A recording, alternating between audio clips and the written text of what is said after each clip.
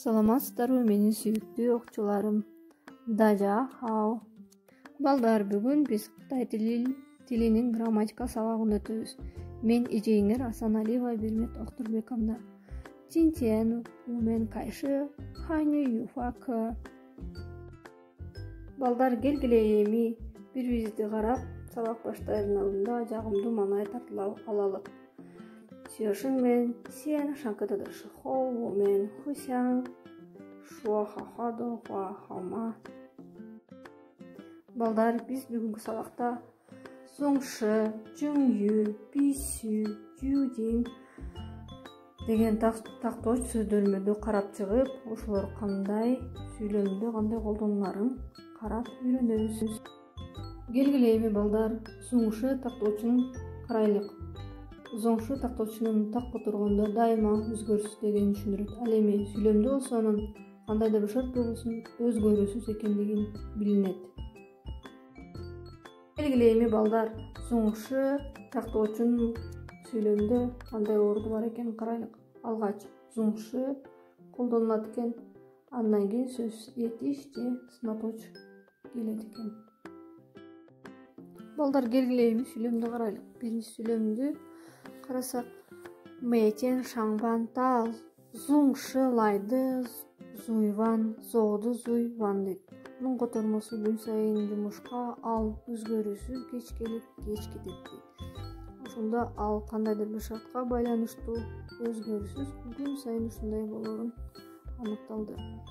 Ал эми экинчи сүйлөмдү карасак, таседу сяо шуоду нюжу жао зоңшы йоу мейли йоунун гандек. Котормосу ал жазган романдагы каарманды дайыма сулуу жана жөндөмдүү кылып жазат дейт.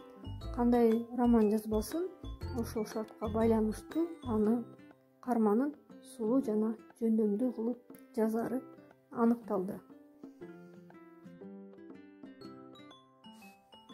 Ал эми балдар, зоңшунун отрицательный формасын карасак, зоңшы шынын ордуна е кошулат дагы, зоң е, анан ошондой эле отрицательный бу же мей кошулат да, аркасында сөз этиш же сынаточ колдонулат.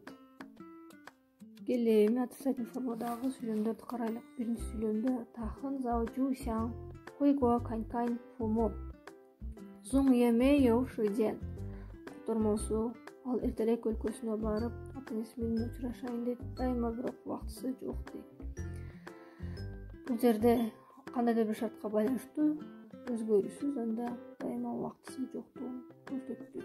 Экинчи сүйлөмдү карасак, ташың бенхын чаңшы женлы зоңе бу хау дейт. Ал канча убакыттан бери дейт, дайыма эле жакшы боло албай атат дейт. Кандайдыр бир себепке байланыштуу ал дайыма эле жакшы боло албай аткандыгы жөнүндө түшүндүрүлдү. Ушуну менен зоңшы тактоочунду жыйынтыктап, кийинки сөзүбүз жөңүү тактоочуна өтөлүк. Жөңүүнүн мунун мааниси кандайдыр бир абалдын, жагдайдын акырында өз максатына жеткендигин түшүндүрөт. Жөңүү тактоочу сүйлөмдө жөңүү сөз артында этиш колдонулат. Келгиле эми жөңүүнүн сүйлөмдө кандай колдонуларын карайлык. Биринчи сүйлөмдү карасак, пан жөңүү зо халлы. Мунун котормосу тамак акырында даяр болду дейт. Күтүп аткан тамактуу даяр болгондугу жөнүндө айтылууда. Экинчи сүйлөмдү карасак, тамен жөңүү пашаңлы ваңли чаңчың дейт. Бул жерде котормосу алар 10 километрлик улуукта секирине чыгышты деген сөз. Акырында жеңишке жеткендиги жөнүндө айтылууда. Биз жөңүүнүн этиш менен болгон байланышын карадык. Ал эми азыр болсо биз сынаточ менен болгон байланышын карайбыз. Кана биринчи сүйлөмдү окусак, тады биң жөңүү халлы дейт. Анын оорусу акырында жакшы болду дейт. Бул жерде жөңүүдөгү сөзсүз сынаточ колдонуп жатат. Экинчи сүйлөмдү карасак, шу жа шаңды шу жөңүү жыңчылы. Китеп полкасындагы китептер таза тыкан, акырында таза тыкан жыйналды дейт. Бул жерде сөз үчүнгүдөн кийин жинчи деген сынаточ колдонулда. Кийинки тактош сөзүбүз бишүү. Мааниси жагын карасак, факт же кандайдыр бир себепке сөз бир нерсе кылуу керектиги. Бишүүнүн сүйлөмдөгү ордун карасак, сөз бишүү, андан кийин этиш же сынаточ колдонулат.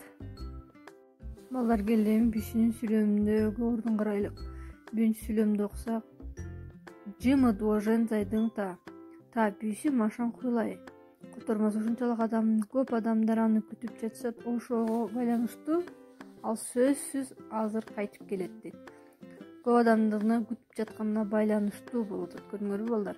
Экинчи сүйлөмдү карасак, омен шифу янды кыжен бишүү жытиң. Биздин официанттар келген конокторго жакшы мамиле кылуу керек дейт. Сөз жакшы нерсе кылуу керектиги жөнүндө айтылууда. Бишүүнүн отрицательный формасын карайлык. Бу би бул сүйлөмдө туура колдонулат. Ал эми бу бишүү деп андай айтууга болбойт. Биздин орус тилиндеги не обязательно деп которулат. Келе эми балдар, сүйлөмдү карайлык. Биринчи сүйлөмдү карасак, не жымы маң жу бу би санжалы дейт. Көрүңөр, бул жерде бу бишүү деп эле бу би деп колдонулду. Ушул жерде котормосу сиз ушунчалык бош эмес экенсиз, сиз сөз келбей эле койсоңуз болот деген маанини түшүндүрүп атат. Экинчи сүйлөмдө мин жени бу бичулы эртең сен сөзсүз келбей эле кой деген сөз. Көрүңөрбү, бул жерде орус тилинде не обязательно дегенди түшүндүрүүдө. Акыркы такточ сөзү жужиң. Суроолуу сүйлөмдөрдө колдонуп суроонун интонациясын күчтөндүрөт. Сүйлөмдө жужиң плюс этиш же болбосо сынаточ колдонулат. Келгиле эми жужиңдин сүйлөмдө кандай колдонуларын карайлык. Биринчи сүйлөмдү окусак, ёляң шаң жужиң ёмеё чуу. Бул жерде котормосу ёмеё деген барбы же жокпу деп суроо иретинде берип атат. Ошо ёмеёго жужиң жардамчы иретинде интонация кошулуп берүүдө. Сүйлөмдү которсок, айдын үстүндө өсүмдүк барбы деп суралууда. Экинчи сүйлөмдү карасак, не жужиң санжа бу санжа тамамды хомле дейт. Сен алардын үйлөнүү тоюна катышасыңбы дейт. Бул жерде санжа бу санжа дегендин катышасыңбы же катышпайсыңга да интонация кошуп берип атат жардамчы иретинде. Үчүнчү сүйлөмдө жужиң шейчү. Шейчү деген эле өзү ким барат деген сөз. Жужиң шейчү десе ким барат деп интонация кошулууда. Төртүнчү, жужиң на жа фан гуанзы хау дейт. Кайсыл ресторанда тамак жакшы дейт. Ошондо бул жерде жужиң жардамчы иретинде интонация кошулуп берилди.